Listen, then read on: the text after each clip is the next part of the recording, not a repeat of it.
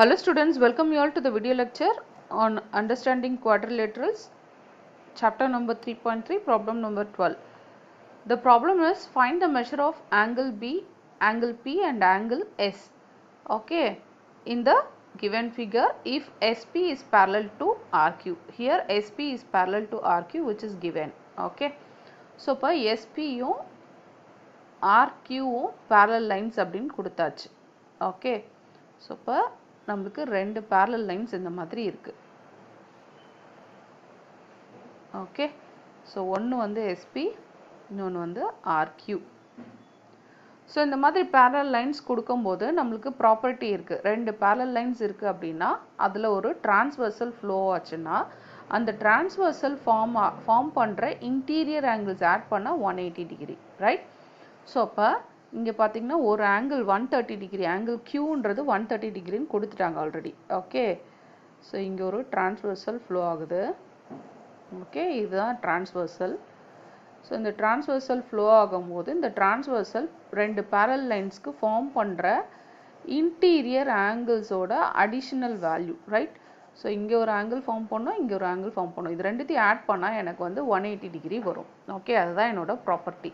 Okay, so அதே மாதிரி இந்த பக்கமும் ஒரு டிரான்ஸ்வர்சல் இருக்கு, ரைட்? சிமிலர்லி இங்கேயும் பார்த்தீங்கன்னா நீங்கள் நல்லா பார்த்தீங்கன்னா இங்கேயும் ஒரு டிரான்ஸ்வர்சல், இது ரெண்டும் பேரல் லைன்னா இங்கேயும் ஒரு டிரான்ஸ்வர்சல் ஃப்ளோ ஆகுது. ஓகே, ஸோ இப்போ இங்கே ஒரு டிரான்ஸ்வர்சல் ஃப்ளோ ஆகுது.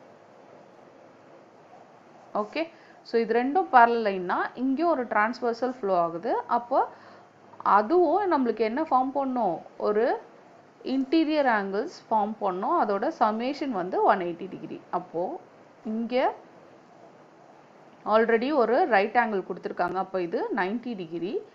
நம்ம இந்த ஆங்கிள் என்னன்னு ஃபைண்ட் அவுட் பண்ணோம். ஓகே, ஸோ என்ன நம்ம வந்து இந்த டிரான்ஸ்வர்சலில் க்ரீன் கலரில் வச்சுக்கலாம். ஓகே, ஸோ இங்கே ஒரு டிரான்ஸ்வர்சல் ஃப்ளோ ஆகுது, இங்கே ஒரு டிரான்ஸ்வர்சல் ஃப்ளோ ஆகுது. ஓகே, ஸோ இப்போ ஃபஸ்ட்டு நம்ம இந்த டிரான்ஸ்வர்சலுக்கு என்ன ஆங்கிள் ஃபைண்ட் அவுட் பண்ணிடலாம். அதே மாதிரி நெக்ஸ்ட் இதுக்கும் என்னன்னு ஃபைண்ட் அவுட் பண்ணிடலாம். ஓகே, ஸோ இப்போ நம்மளோட ஃபஸ்ட் ப்ராப்பர்ட்டி என்ன? Sum of interior angles on same side of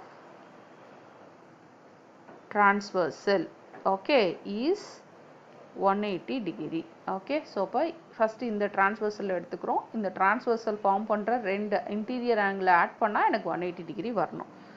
அதனால therefore angle P plus angle Q equal to 180 degree. okay, similarly இந்த டிரான்ஸ்வர்சல் எடுத்துக்கும் போது angle S plus angle R equal to 180 degree. okay, so இப்போ angle Q எனக்கு already தெரியும், which is 130 degree, okay, which is equal to 180 degree, which implies angle P is equal to 180 minus 130, which is equal to 50 degree. அப்போ angle P வந்து எனக்கு 50 degree அப்படின்னு find out பண்ணியாச்சு. okay, அதே மாதிரி angle S ஓட value என்னன்னு தெரியாது எனக்கு, அதை அப்படியே வச்சுக்கலாம். ஆங்கிள் R ரைட் ஆங்கிள் கொடுத்துருக்காங்க, so 90 degree which is equal to 180 degree. So இப்போ angle S equal to 180 degree minus 90 degree which is equal to 90 degree. Okay, so இப்போ ஆங்கிள் S வந்து 90 டிகிரி. ஸோ ஒரே சிம்பிளான ஒரு ப்ராப்பர்ட்டி தான். ரெண்டு parallel line இருக்குன்னா அக்ராஸ் ஒரு டிரான்ஸ்வர்சல் ஃப்ளோ ஆகுதுன்னா அது ஃபார்ம் பண்ணுற ரெண்டு இன்டீரியர் ஆங்கிள்ஸ் வந்து ஆட் பண்ணும்போது 180 டிகிரி வரும். அப்போ இங்கே 130 கன்ஃபார்மாக இங்கே ஒரு 50. அதே மாதிரி இந்த பக்கம் எடுத்துக்கிட்டிங்கனாலும் ஒரு டிரான்ஸ்வர்சல் ஃப்ளோ ஆகும். இது ரெண்டுத்தையும் ஆட் பண்ணாலும் எனக்கு 180 வரணும். ஸோ அப்போ கண்டிப்பாக இங்கே ஒரு 90னா இங்கே ஒரு 90. ஓகே, தேங்க்யூ, தேங்க்ஸ் ஃபார் வாட்சிங்.